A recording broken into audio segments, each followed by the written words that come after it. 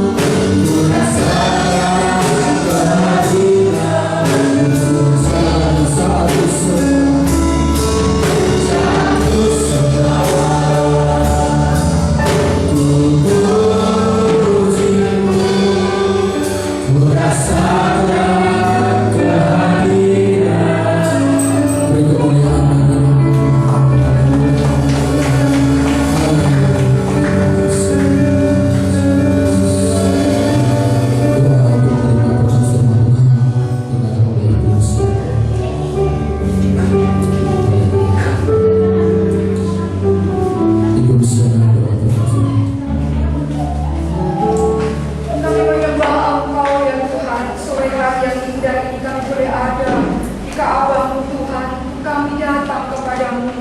Inilah yang kami butuhkan Tuhan.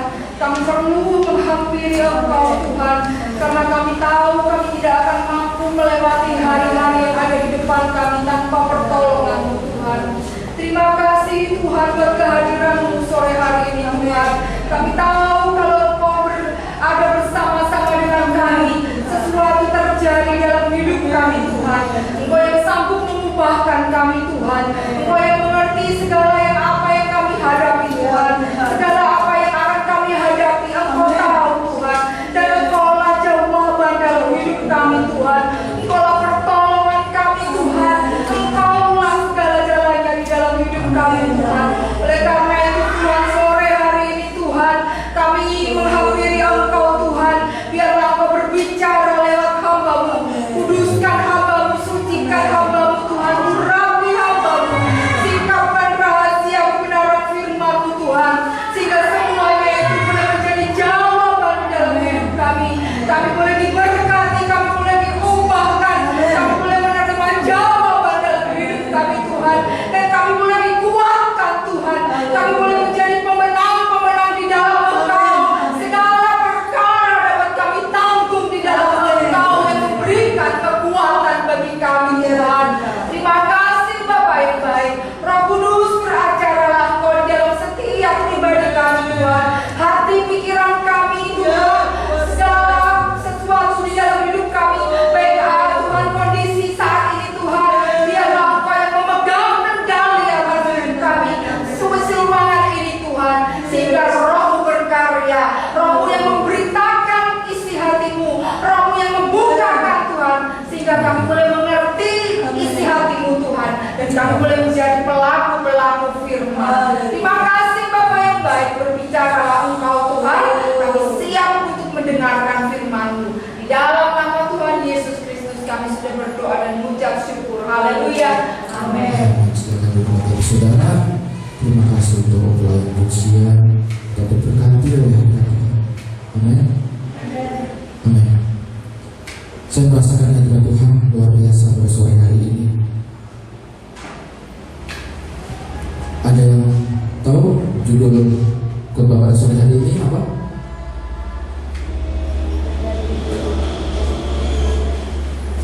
Siapa yang sudah melihat itu? Haleluya. Ya, mari kita katakan kepada rekan di sebelah, Bapak Ibu Saudara, imanmu menyelamatkan engkau. Haleluya. Amin. Percaya iman kita menyelamatkan diri kita, hidup kita. Amin. Haleluya. Seperti pujian yang tadi kita nyanyikan, Yesus ajaib. Amin. Kasih Tuhan tidak pernah melihat siapa engkau dan siapa saya. Tidak pernah memandang engkau siapa, titelmu apa, jabatan engkau apa, engkau lahir dari keluarga apa, engkau orang miskin, engkau orang kaya, engkau orang yang bersalah, engkau orang yang hidup benar. Kasih Allah tidak pernah berubah dan sama diberikan semua untuk kita. Amin. Puji nama Tuhan. Kita akan belajar satu perikop yang luar biasa. Ada kisah yang luar biasa terdapat dalam kitab Lukas. Lukas pasal 7 ayat ke-36 sampai ke-50. Ya. Lukas 7 ayat 36 sampai ayat yang ke-50. Perikopnya berkata apa? Perikopnya apa? Yesus diurapi oleh perempuan berdosa. Mari sama-sama kita semua bangkit berdiri. Kita akan baca satu perikop ini secara bergantian. Saya ayat 37, Bapak Ibu ayat. Saya ayat 36, Bapak Ibu Saudara ayat 37 dan seterusnya. Demikian firman Tuhan. Seorang Farisi mengundang Yesus untuk datang makan di rumahnya. Yesus datang ke rumah orang Farisi itu lalu duduk makan. Kota itu ada seorang perempuan yang terkenal sebagai seorang berdosa. Ketika perempuan itu mendengar bahwa Yesus sedang makan di rumah orang Farisi itu, dan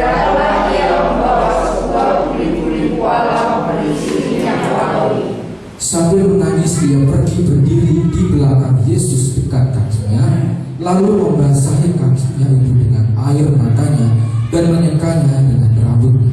Kemudian ia mencium kakinya dan meminyakinya dengan minyak wangi itu.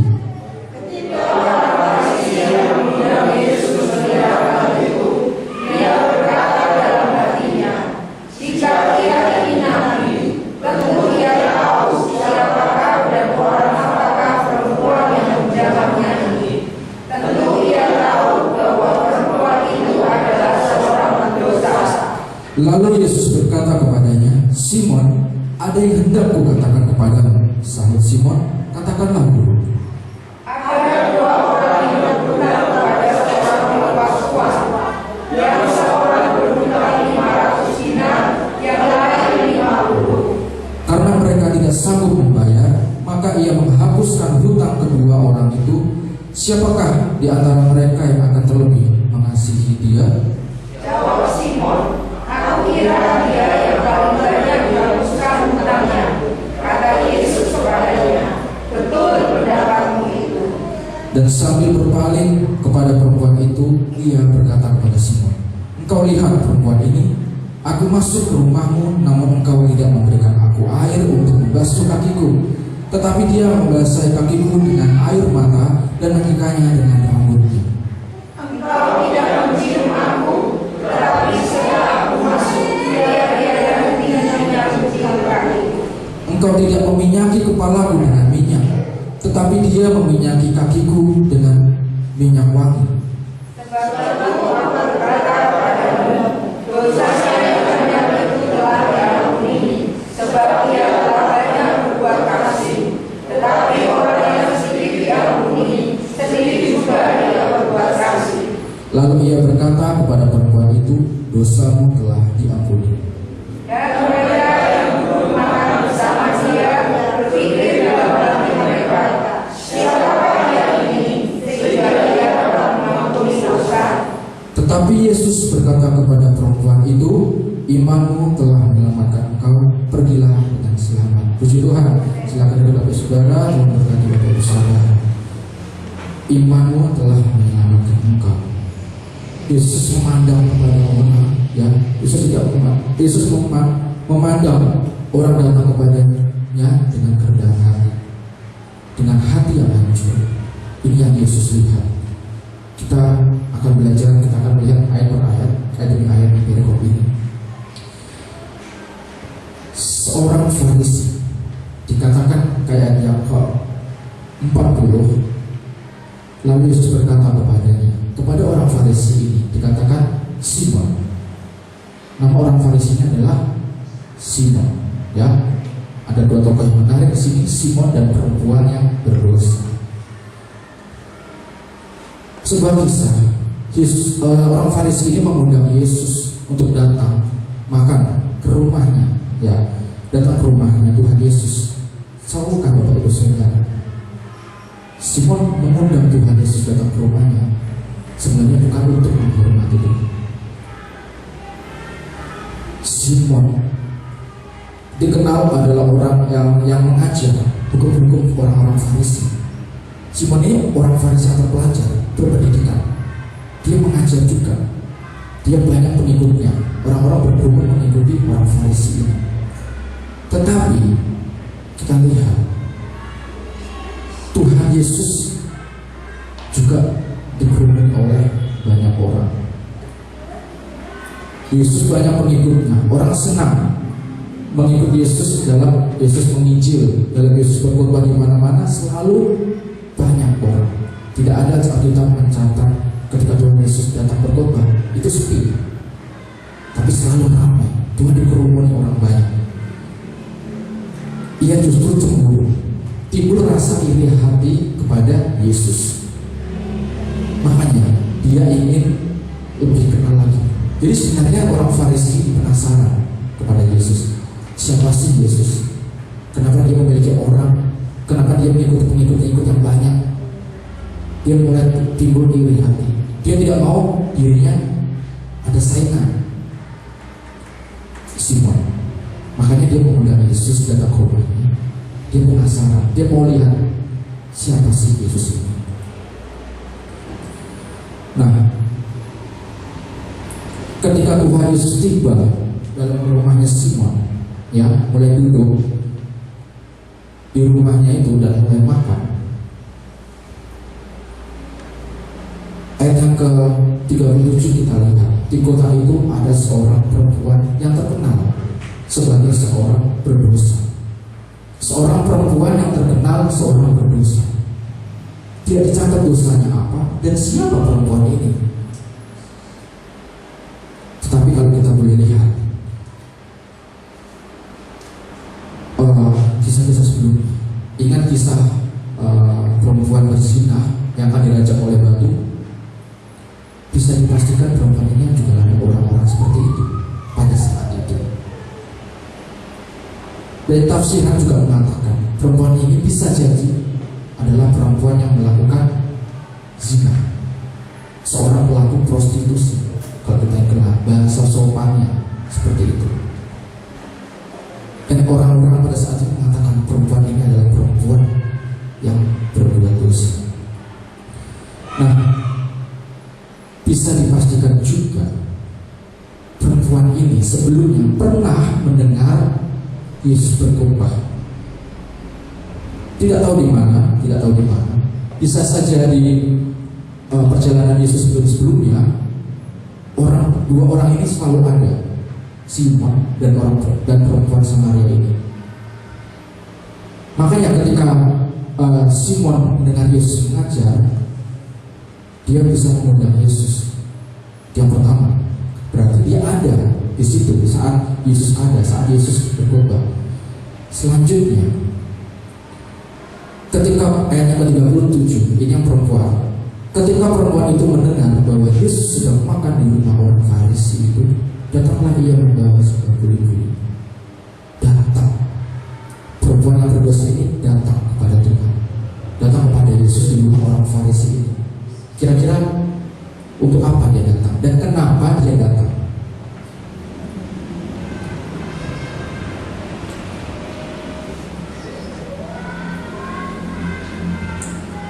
Perempuan ini perempuan yang berdosa. Bisa jadi Bapak Ibu Saudara, ketika ia mendengar Yesus berkhotbah, berbicara, ia menyesali dirinya. Bisa jadi ketika ia mendengar Yesus berkhotbah di suatu tempat, hatinya hancur karena khotbah Yesus. Bisa jadi ketika dia mendengar firman Allah yang diberitakan, dia mulai menyesal, timbul pertobatan dalam dirinya, dan dia bersyukur, dia bersuka cita. Maka dari itu dia datang mencari Tuhan, mencari Yesus. Bisa jadi orang ini, perempuan ini, dia mungkin jauh, dia hanya bisa melihat jauh. Karena apa? Dia orang dikucilkan. Orang-orang pada saat itu mengatakan orang ini wanita berdosa. Orang yang berdosa pada saat itu, orang yang melakukan dosa akan dikucilkan. Dia tidak layak. Mungkin saja ketika Yesus berkhotbah, Yesus dikerumuni oleh orang banyak, dan perempuan ini tidak berani untuk menghampiri Yesus. Maka saat itu ketika dia mendengar Yesus datang ke rumah orang Farisi ini, Simon, dia mulai mencari dan dia mulai datang. Ayat yang ke-38 kita lihat, sambil menangis ia berdiri di belakang Yesus, dekat kakinya, sambil menangis. Kenapa dia menangis? Kenapa tiba-tiba datang ke rumahnya Simon bertemu Yesus malah menangis? Kalau kita lihat, mungkin kalau saat ini ada orang seperti ini, kita mungkin menertawakan. Mungkin kita menertawakan. Loh, kenapa nangis? Kenapa menangis? Gak ada apa-apa kok nangis. Ya jadi seperti itu. Tapi kita tidak pernah melihat, kita tidak pernah tahu bagaimana isi hati perempuan ini. Hatinya hancur oleh karena khotbah Yesus. Sambil menangis ia pergi berdiri di belakang kaki Yesus. Tangisan perempuan ini lebih daripada penyesalan dosa. Bisa jadi perempuan ini menyesali dosa-dosanya. Lebih dari itu, perempuan ini pasti mengalami rasa sukacita yang luar biasa, sampai-sampai ia menangis. Bapak Ibu Saudara pernah mendapat hadiah yang luar biasa yang tidak pernah kita bayang-bayangkan, surprise atau hal yang membuat kita bersukacita sampai kita menangis? Pasti kita semua pernah. Pasti ada rasa sukacita yang sampai aduh gak tahu lagi dah Tuhan mau ngomong apa. Hanya air mata yang menangis, hanya air mata yang menetes. Kita tidak bisa berkata terima kasih Tuhan. Bukan tangisan sedih, tetapi tangisan syukur, tangisan sukacita. Dan ia berdiri di belakang Yesus, dekat kakinya. Jadi kalau menurut cerita sejarah Bapak Ibu Saudara, pada saat itu ketika Tuhan duduk makan bersama orang-orang Farisi ini, mereka makan tidak di kursi, tapi mereka duduk di lantai. Orang bilang lesehan, dan kakinya di belakang. Ketika perempuan ini melihat Yesus, ia berdiri di belakang Yesus, dan dia hanya kakinya Yesus yang bisa dia dapat.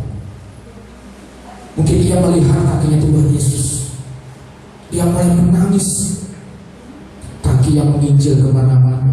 Mungkin kaki Yesus saat itu pecah-pecah, kaki Yesus luka-luka, mungkin saja. Mungkin ia melihat kaki Yesus itu merasa tersentuh hatinya.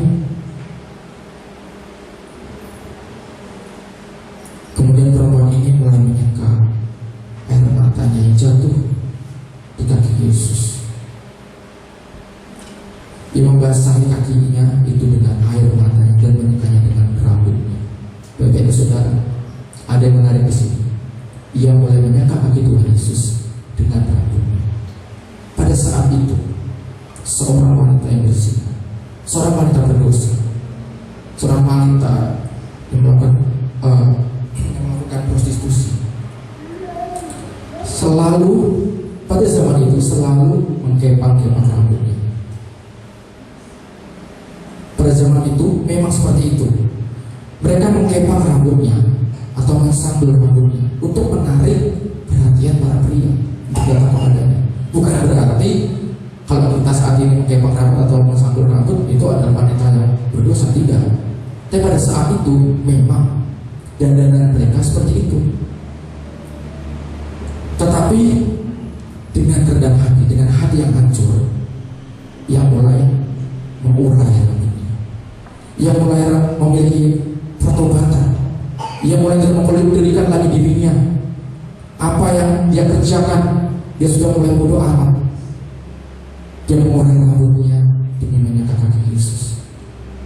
Dia sudah tidak pedulikan lagi pekerjaan karena dia bertobat. Dia memiliki rasa seperti Tuhan telah mengampuni saya. Kalau kita melihat banyak mungkin wanita-wanita atau perempuan-perempuan saat ini, ya, yang zaman milenial ini, mereka selalu memperhatikan penampilannya, make up-nya. Perempuan ini pasti berdandan, rambutnya disanggul, tapi dia tidak mempedulikan nanti gimana ya make-upku luntur, pacaranku luntur. Dia tidak pedulikan itu, air matanya terus berjatuhan. Bahkan dia tidak mempedulikan rambutnya. Kita tahu rambut seorang wanita itu adalah mahkotanya wanita. Amin. Iya. Terkadang juga orang melihat wibawa seorang wanita, seorang perempuan itu dari rambutnya. Pasti tidak jarang banyak kaum Hawa selalu memperhatikan rambutnya, merawat rambutnya. Karena itulah memang sudah kodratnya, sudah kotor. Tapi perempuan ini tidak mempedulikan lagi dirinya. Dia seakan-akan memberitahukan kepada Yesus bahwa inilah akulah adalah hamba. Saudara, pada saat itu ketika seorang tamu datang, pasti seorang hamba dari perempuan itu akan mendatangi tamu itu untuk membasuh kaki perempuan itu, kaki tamu itu. Memang itu dilakukan seperti itu. Dan perempuan ini berarti berbicara Yesus menganggap Yesus sebagai tuannya, dan aku adalah hamba Yesus. Ini yang kita bisa perhatikan dari perempuan yang dikatakan berdosa tadi. Seorang hamba pasti memberikan yang terbaik bagi tuannya. Ya, perempuan ini seolah-olah memberikan atau menyampaikan bahwa aku hamba Yesus gitu. Bapak Ibu Saudara, apa pesannya? Apa pesan dari firman ini yang mau Tuhan sampaikan pada sore hari ini? Datang kepada Tuhan dengan pertobatan. Masih ada kesempatan, masih ada cukup kesempatan, banyak kesempatan. Jangan sia-siakan ini. Kejar Yesus. Ubahkan hidup kita bertobat.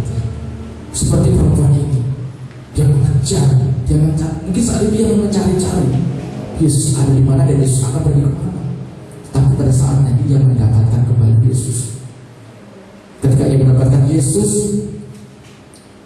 ia mulai memiliki hati yang bertobat. Ayat 39 kita lihat. Ketika orang Farisi yang mengundang Yesus melihat hal itu, ia berkata dalam hatinya. Orang Farisi ini berbicara dalam hatinya sendiri.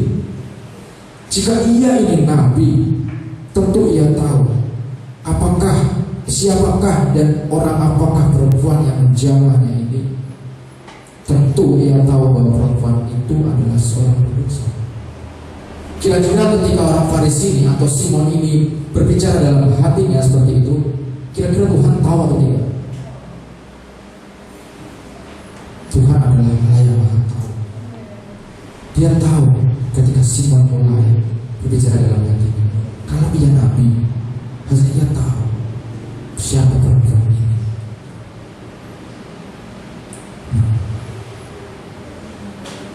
Pertanyaannya, mengapa Yesus memenuhi undangan ini? Mengapa Yesus memenuhi undangan Simon ke dalam rumahnya? Karena Yesus mau menunjukkan kasihnya, tidak pernah memandang siapapun, meskipun kepada orang berdosa. Ya, meskipun orang Farisi itu punya motivasi yang salah. Sebelum Yesus duduk makan dan mendengar Simon berbicara dalam hatinya, Yesus sudah tahu Simon memuji aku. Ada sesuatu yang salah. Simon memiliki motivasi yang salah. Makanya Yesus tidak pernah menolak. Yesus mengiyakan dan ia datang. Karena ia yang menunjukkan kasihnya kepada semua orang. Tuhan yang kita sembah mau hadir di semua orang. Saudara dari suku mana, golongan apa, Tuhan tetap hadir di tengah-tengah kita. Jika ia ingin nabi, tentu ia tahu siapakah orang. Ia mulai membandingkan dirinya dengan perempuan ini. Mulai ada keakuhan, mulai ada kesombongan. Perempuan ini perempuan berdosa.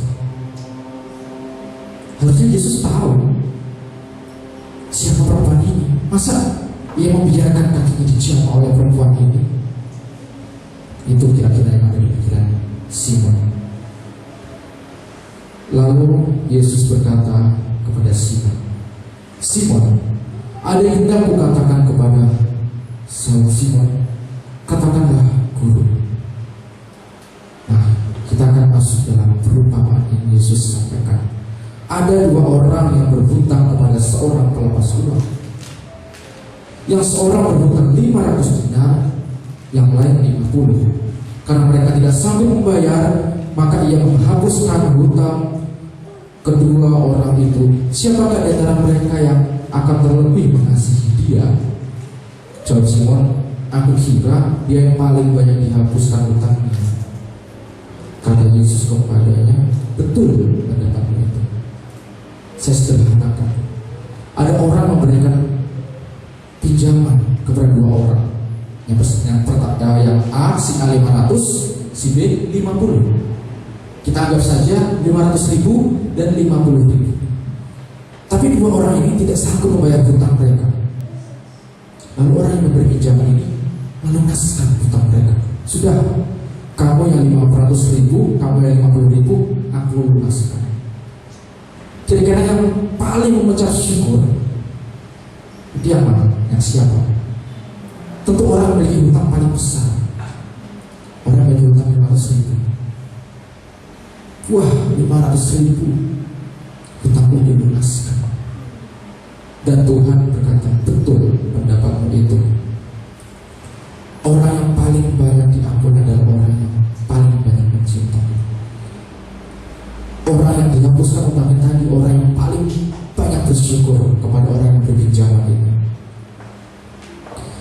Ayat yang ke-44. Dan sambil berpaling kepada perempuan itu, ia berkata kepada Simon, engkau lihat perempuan ini?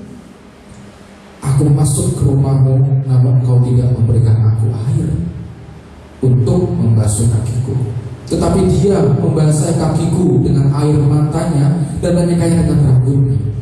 Engkau tidak mencium aku, tetapi sejak aku datang, ia atau perempuan yang engkau sebut berdosa ini tiada henti-hentinya mencium aku. Tiada henti-hentinya, berarti tidak 2-3 kali, terus cium kaki Yesus. Ayat yang ke-45. Engkau tidak meminyaki kepalaku dengan minyak, tetapi dia meminyaki kakiku dengan minyak wangi. Ternyata Tuhan berbicara ini tidak asal berbicara, Bapak Ibu Saudara. Ada tradisinya. Tuhan membawa sebuah budaya di zaman itu. Pada saat itu, seorang tamu kalau akan datang ke rumah, contohnya ke rumah Simon ini, harusnya ada budaya yang dilakukan. Ya, yang pertama Tuhan katakan, engkau tidak menyiapkan aku air. Harusnya pada saat itu ketika tamu datang, hamba-hamba itu yang pertama tadi akan membawa baskom untuk membasuh kaki tamunya. Karena kita tahu pada saat itu orang itu tidak memakai sepatu. Kaki orang itu, tamu itu akan sangat kotor sekali, penuh dengan debu. Maka dari itu hamba di rumah orang itu harusnya membersihkan kaki tamu itu. Tetapi Simon tidak melakukannya. Nah, yang kedua, engkau tidak mencium aku. Harusnya juga ketika dibersihkan kaki tamu itu, pemilik rumah harusnya mencium tamu sebagai bentuk aku menghormati engkau, aku menghargai dia. Itu yang harus dilakukan. Tetapi Simon tidak mencium Yesus. Dan ketiga apa? Engkau tidak meminyaki kepalaku dengan minyak wangi. Justru perempuan ini yang meminyaki. Ini karena apa? Karena memang dari awal orang Farisi ini, Simon ini sudah saling motivasi. Dia sebenarnya tidak menghormati Yesus. Dia datang mengundang sebenarnya untuk tidak menghormati, tetapi dia ingin memuji. Makanya tidak ada penghormatan, tidak ada sambutan yang hangat. Ini yang Yesus katakan kepada Simon. Kalau kita lihat tadi kisah selanjutnya, kisah sebelumnya, Simon tahu perempuan ini perempuan berdosa. Pasti orang Farisi ini memiliki anak-anak buah pengikutnya atau hamba-hambanya. Ada yang menarik.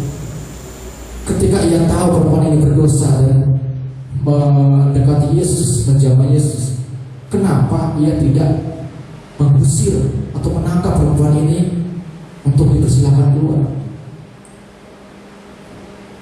Amin. Mengerti Bapak Ibu Saudara? Kenapa Simon tidak mengusir saja perempuan ini kalau perempuan ini katakan berdosa? Karena lagi-lagi Simon salah motivasi. Ia justru membiarkan. Ia melihat, mungkin ia melihat, dia meneruskan saja, biar.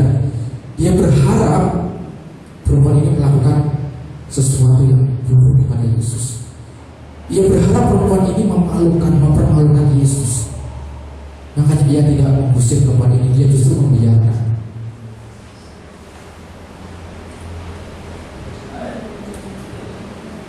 Coba kita buka di dalam Lukas 5 ayat yang ke-27 sampai yang ke-32. Lewi pemungut cukai mengikut Yesus. Lukas 5 ayat 22 sampai yang ke-32. Kemudian ketika Yesus pergi keluar, ia melihat seorang pemungut cukai yang bernama Lewi sedang duduk di rumah cukai. Yesus berkata kepadanya, "Ikutlah aku." Maka berdirilah Lewi dan meninggalkan segala sesuatu, lalu mengikut Yesus. Dan Lewi mengadakan suatu perjamuan besar untuk dia di rumahnya, dan sejumlah besar pemungut cukai dan orang-orang lain turun makan bersama-sama dengan dia. Orang-orang Farisi dan ahli-ahli Taurat bersungut-sungut kepada murid-murid Yesus. Katanya, "Mengapa kamu makan dan minum bersama-sama dengan pemungut cukai dan orang berdosa?" Lalu jawab Yesus kepada mereka, katanya, "Bukan orang sehat yang memerlukan tabib, tetapi orang sakit. Aku datang bukan untuk memanggil orang benar, tetapi orang berdosa, supaya mereka bertobat." Orang-orang Farisi itu memang seperti ini berarti. Mereka bersungut-sungut kepada murid-murid, "Mengapa kamu makan dan minum sama orang-orang berdosa?" Lagi-lagi orang Farisi selalu mengukuki. Mereka selalu menyalahkan orang, selalu menganggap orang lain itu berdosa, padahal diri sendiri orang berdosa. Kita semua orang berdosa, Bapak Ibu Saudara. Saya pun orang berdosa. Kita semua orang berdosa. Tidak pantas kita mengatakan kepada sama kita, "Kamu tuh orang berdosa. Kamu sebenarnya nggak layak." Ya sebenarnya kita semua nggak layak. Tetapi orang-orang Farisi ini dibutakan oleh pengetahuan mereka yang pintar, oleh intelektual mereka dibutakan. Mereka tidak sadar bahwa dirinya sendiri berdosa.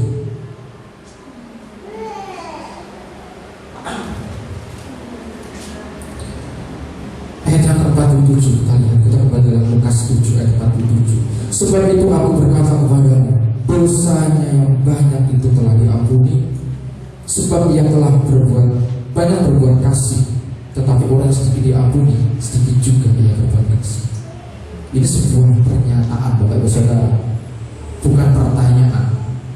Berarti orang yang banyak melakukan perbuatan-perbuatan baik, orang yang banyak melakukan perbuatan-perbuatan kasih, ia berarti menyadari bahwa ia telah diampuni, ia telah mendapatkan kasih Allah terlebih dahulu. Ya, kita mungkin saja dapat menutupi dosa kita. Kita dapat menutupi kesalahan-kesalahan kita dari diri kita sendiri. Kenyataannya memang kita adalah orang-orang berdosa. Kita selalu berusaha menutupi diri kita sendiri. Image buruk kita pasti selalu kita usaha untuk kita menutupi. Ya, tetapi perempuan ini menyadari bahwa ia adalah orang berdosa. Bapak Ibu Saudara, saya tidak sedang menghakimi Bapak Ibu Saudara. Saya tidak menghakimi di sini. Tetapi firman datang untuk kita semua, untuk mengingatkan kita bahwa kita adalah orang-orang berdosa. Jangan anggap remeh siapapun. Ya, mungkin kita sering berpikir, aku sudah terlambat meminta pengampunan kepada Tuhan. Sudah terlambat. Mungkin kita berpikir, mungkin Tuhan sudah tidak bisa lagi mengampuni saya. Aku terlalu menyakiti Tuhan.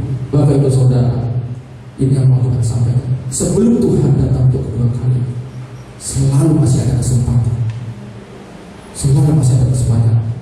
Dan tidak ada kata-kata untuk terlambat minta ampun kepada Tuhan. Tidak ada kata terlambat untuk bertobat. Tidak ada kata terlambat untuk mengaku diri bersalah, untuk menyesali perbuatan-perbuatan kita. Tetapi kita harus datang kepadanya. Kita harus datang kepada Tuhan untuk kita mengaku kita salah. Tuhan selalu minta pengakuan. Bapak Ibu Saudara ingat kisah Adam dan Hawa? Ya, mengapa engkau bersembunyi?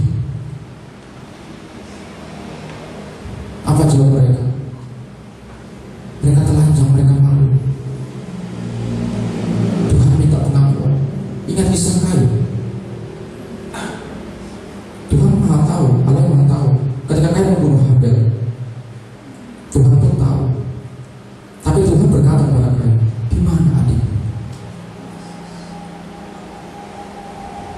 Tuhan selalu minta pengakuan, selalu minta pengakuan. Maka dari itu, dalam doa kita mengaku kepada Tuhan bahwa kita orang berdosa. Kita coba lihat dalam 2 Petrus 3 ayat 9. Saya tak waktu sedikit lagi Bapak Ibu Saudara. 2 Petrus 3 ayat yang ke-9.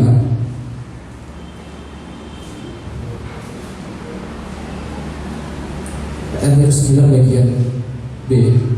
Tetapi ia sabar terhadap kamu, karena ia menghendaki supaya jangan ada yang binasa, melainkan semua orang berbalik dan bertobat. Tuhan masih sabar, bahkan untuk sampai detik saat ini pun Tuhan masih sabar menanti-nantikan kita. Sekarang pilihan ada di tangan kita, Bapak Ibu Saudara. Kita mau berbalik dan bertobat, atau kita tetap terus dalam dosa-dosa kita, tetap terus jalan seperti tidak ada penyesalan. Tetapi Tuhan mengatakan, ini kasih Tuhan, tetapi dia sabar. Tuhan masih sabar. Tuhan itu sabar. Perempuan ini yang kita tahu reputasinya buruk, dan orang berdosa Tuhan ampuni. Tuhan pun mengampuni orang itu.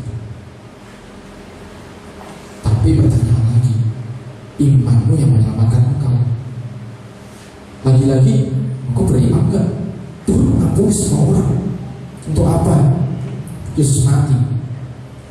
Kalau kasihnya hanya pilih-pilih. Tapi enggak, Tuhan Yesus mati kasih kepada semua orang, menebus semua umat manusia di bumi ini. Tetapi kembali lagi, imanmu yang menyelamatkan engkau. Aku sudah menebus engkau, aku sudah mengampuni engkau. Tapi imanmu bagaimana? Engkau beriman enggak? Engkau percaya enggak kalau aku mengampuni engkau? Jika kita tidak pernah menyadari betapa dalamnya dosa kita, kita tidak akan pernah menyelami betapa besarnya anugerah Tuhan melalui pengampunannya bagi kita. Menyadari kebutuhan kita akan pengampunan adalah bukti dari hati yang bertobat. Kalau kita butuh pengampunannya Tuhan, berarti hati kita bertobat. Ya, amin. Pertanyaannya untuk kita renungkan, apakah Tuhan mengasihi kita? Tentu. Bagaimana Dia mengasihi kita? Coba kita buka ayat yang terakhir kita baca dalam Roma 5 ayat yang ke-8. Dengan kasih Kristus Bapak Agus bisa baca. Bagaimana Ia mengasihi kita? Roma 5 ayat 8. Akan tetapi Allah menunjukkan kasih-Nya kepada kita oleh karena Kristus telah mati untuk kita ketika kita masih berdosa. Ketika kita masih berdosa, Tuhan sudah menunjukkan kasih-Nya.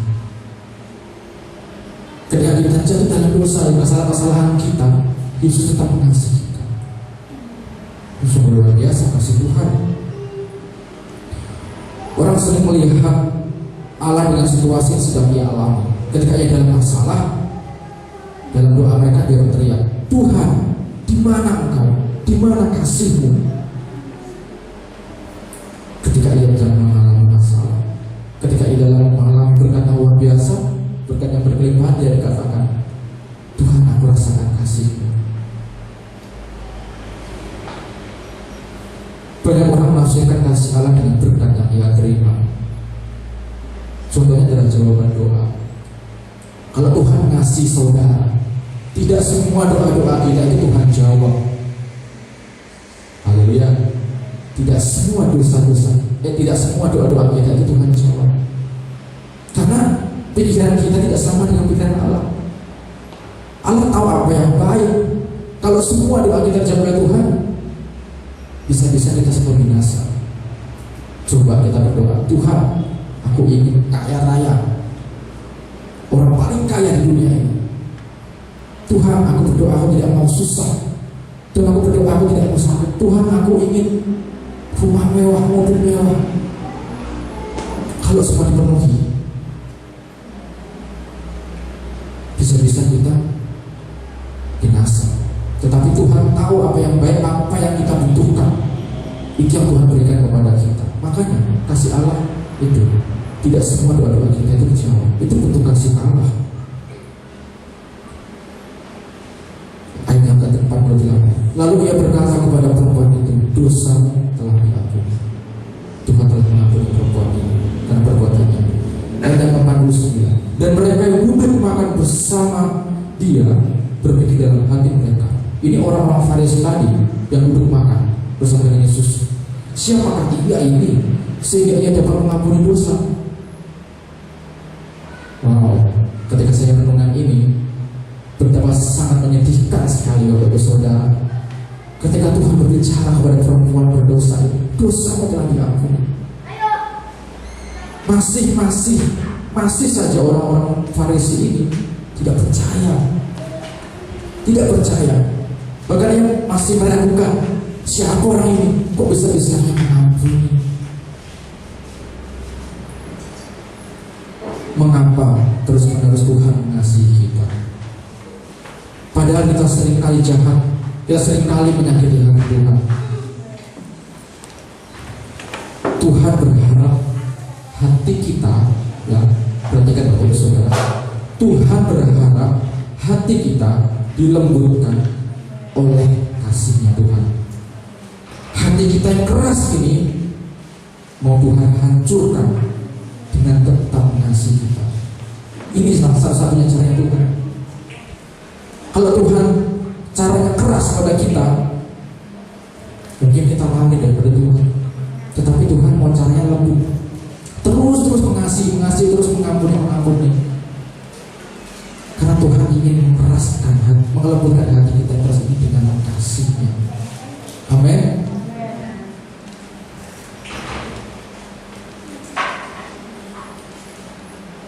Mari pemain musik kita maju ke depan. Ayat yang terakhir kita lihat. Masih kita lihat ayat terakhir. Dan mereka yang duduk, ayat yang ke-50. Tetapi Yesus berkata kepada perempuan itu, imanmu telah menyelamatkan engkau. Pergilah dengan selamat. Tuhan mengampuni orang-orang Farisi. Tetapi pernyataan terakhir, intinya dari semuanya, goalsnya, ya, imanmu telah menyelamatkan. Seakan-akan Tuhan berbicara, aku mengampuni engkau, tetapi imanmu yang menyelamatkan engkau. Saudara, jika engkau pada sore hari ini bersedia untuk bertobat dari dosa-dosa kita, dengan iman percaya kepada Yesus, percayalah Tuhan akan mengampuni kita. Selalu masih ada kesempatan, tidak ada kata terlambat. Demikian